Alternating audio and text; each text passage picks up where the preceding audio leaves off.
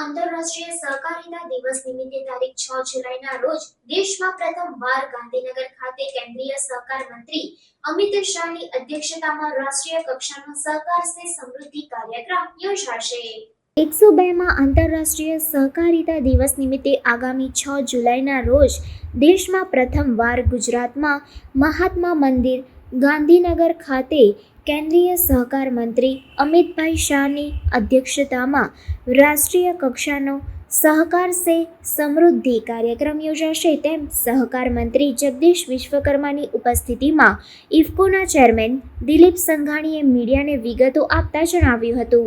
કેન્દ્રીય સહકાર મંત્રી અમિત શાહની અધ્યક્ષતામાં તેમજ મુખ્યમંત્રી ભૂપેન્દ્ર પટેલની ઉપસ્થિતિમાં તારીખ 6 જુલાઈના રોજ સવારે 10 કલાકે મહાત્મા મંદિર ખાતે યોજાનાર સહકાર સે સમૃદ્ધિ કાર્યક્રમની તૈયારીઓનું નિરીક્ષણ કરીને સહકાર મંત્રી જગદીશ વિશ્વકર્માએ સમીક્ષા બેઠક યોજી હતી, જેમાં ઇફકોના chairman Dilip Sanghani, Gujarat state cooperative બેંકના ચેરમેન અજય પટેલ સહિત આગેવાનો ઉપસ્થિત રહ્યા હતા। ઇફકોના ચેરમેન દિલીપ સંઘાણીએ સહકાર સે સમૃદ્ધિની કાર્યક્રમની વધુ વિગતો આપતા કહ્યું હતું કે સહકારથી સમૃદ્ધિ તેમજ આત્મનિર્ભર ભારતના સ્વપ્નને સાકાર કરવાના ઉમદા હેતુથી વડાપ્રધાન નરેન્દ્ર મોદીના માર્ગદર્શનમાં 3 વર્ષ પહેલાં દેશમાં પ્રથમવાર અલગ અલગ સહકારિતા મંત્રાલયની રચના કરવામાં આવી છે। ગુજરાતના પનોતા પુત્ર અને કેન્દ્રીય ગૃહમંત્રી અમિતભાઈ શાહને આ મંત્રાલયની જવાબદારી સોંપવામાં આવી છે।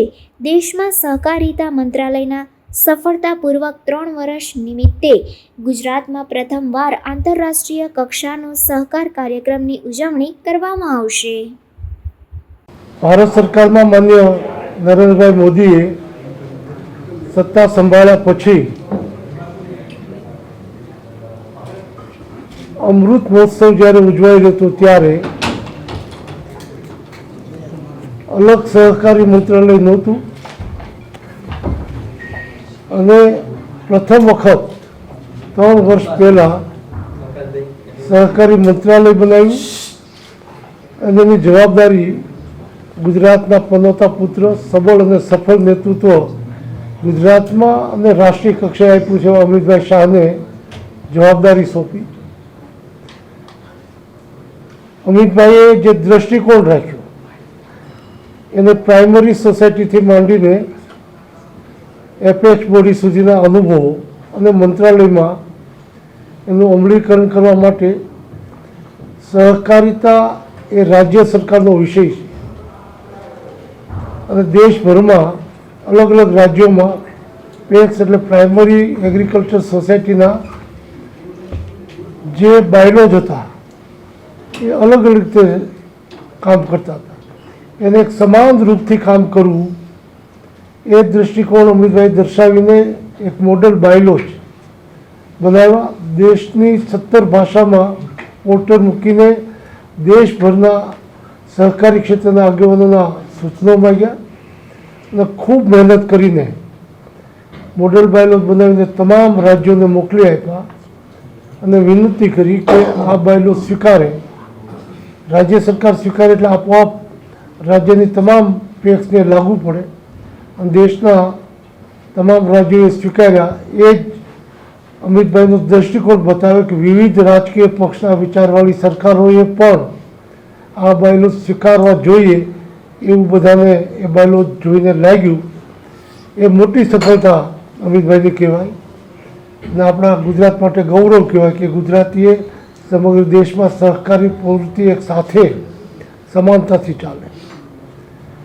એમાં પ્રાઇમરી સોસાયટી મર્યાદિત કામ કરી શકતી હતી, એના બદલે રાજ્ય અને કેન્દ્ર સરકારની વિવિધ યોજનાઓના માધ્યમથી સહકારથી સમૃદ્ધિ, આત્મનિર્ભર ભારત જેવા માન્ય પ્રધાનમંત્રીના સ્લોગનને અમલીકરણ કરવા માટે જે દૃષ્ટિકોણ અમિતભાઈએ અપનાવ્યો એની સફળતાની શરૂઆત થઈ ચૂકી છે।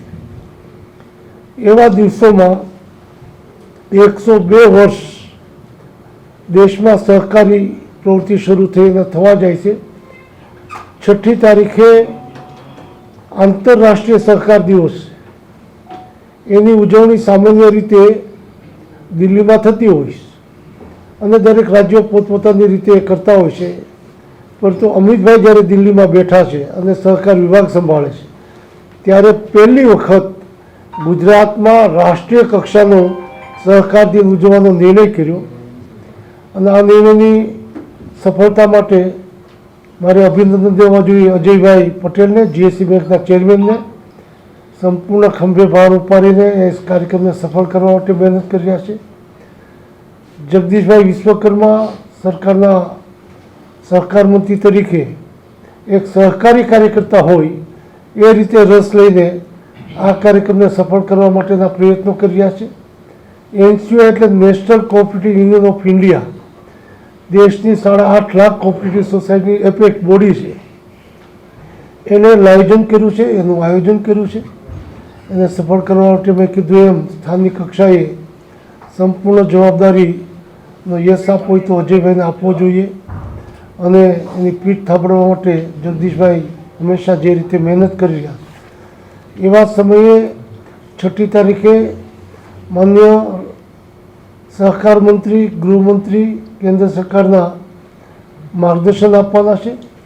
ગુજરાતભરમાં વિવિધ પ્રકારની સોસાયટીઓ, માત્ર કૃષિ જ નહીં, ફિશરીઝ હોય, બાંધકામ હોય, મહિલા હોય, ફ્લોરિકલ્ચર હોય, એમ અલગ અલગ પ્રકાર, મિલ્ક હોય, અલગ અલગ પ્રકારની પેક્સથી માંડીને એપેક્સ બોડી સુધી ના પ્રતિનિધિઓ લગભગ 5000 જેટલા અહીંયા ઉપસ્થિત રહેશે. દેશની વિવિધ રાષ્ટ્રીય કક્ષાની સંસ્થાના જે પ્રતિનિધિઓ છે, બોર્ડ ઓફ ડિરેક્ટર્સ છે, 200 જેટલા રાષ્ટ્રીય કક્ષાથી જે ટોપ કક્ષા ઉપર કામ કરે છે એના પ્રતિનિધિઓ હાજર રહેશે. અને ગુજરાત માટે ગૌરવનો વિષય એ છે કે અમિતભાઈએ નિર્ણય દિલ્હીના બદલે ગુજરાતમાં આ કાર્યક્રમની ઉજવણીનો નિર્ણય કર્યો અને એ ગુજરાતને ગૌરવ અપાવ્યું છે કે રાષ્ટ્રીય કક્ષાનો કાર્યક્રમ પહેલી વખત ગુજરાતમાં થઈ રહ્યો છે. એ કાર્યક્રમમાં ઉપસ્થિત રહેવા માટે જીએસસી બેંક તરફથી, અન્ય સહકારી સંસ્થાઓ, અમૂલ તરફથી, ગુજકોમાસોલ તરફથી અને અન્ય સંસ્થાઓ તરફથી જે રીતે નીચે સુધી પોતાના સભાસદોને સંદેશો આપીને આ સંમેલનમાં હાજર રહેવા માટે નિમંત્રણ આપ્યા છે. મને અમિતભાઈનો સંદેશો ગુજરાતના સહકારી ક્ષેત્રને આજે દેશનું રોલ મોડેલ ગણાય છે એને વધારે તેજીલું, શક્તિશાળી બનાવીને દેશને ગુજરાતના સહકારી ક્ષેત્રના માધ્યમથી માર્ગદર્શન મળશે, એક નવી તાકાત મળશે. એવા શુભ હેતુથી 6મી તારીખે ગુજરાતનો આ કાર્યક્રમ છે અને આપ મીડિયાના મિત્રો તરફથી જે રીતે આ સમાચારોને છેક સુધી પહોંચાડીને ગુજરાતના સહકારી ક્ષેત્રમાં ખાસ કરીને યુવા વર્ગ જોડાય અને નવી પેઢી રોજગારી માટે જે પ્રયાસો કરતા હોય તો સહકારી ક્ષેત્રથી કેટલી રોજગારીઓ પ્રાપ્ત થાય એવી અનેક યોજનાઓનું અમલીકરણ થઈ રહ્યું છે અને વધારે તેજથી થવા જઈ રહ્યું છે. એની વાત અમિતભાઈ શાહના મોઢેથી સાંભળીને એક નવી તાકાત મળશે ગુજરાતને અને એમાં સૌને આવવા માટે નિમંત્રણ આપવા માટે આપ સૌના માધ્યમથી આજે અમે નિમંત્રણ આપીએ છીએ. જગદીશભાઈ, અજયભાઈ સહિત અમૂલના ચેરમેન સહિત બધા જ લોકો એના માટે જે પ્રયાસ કરી રહ્યા છે એને સફળ બનાવવામાં આપનું યોગદાન મુખ્ય રહેશે. આપ સૌનો આભાર.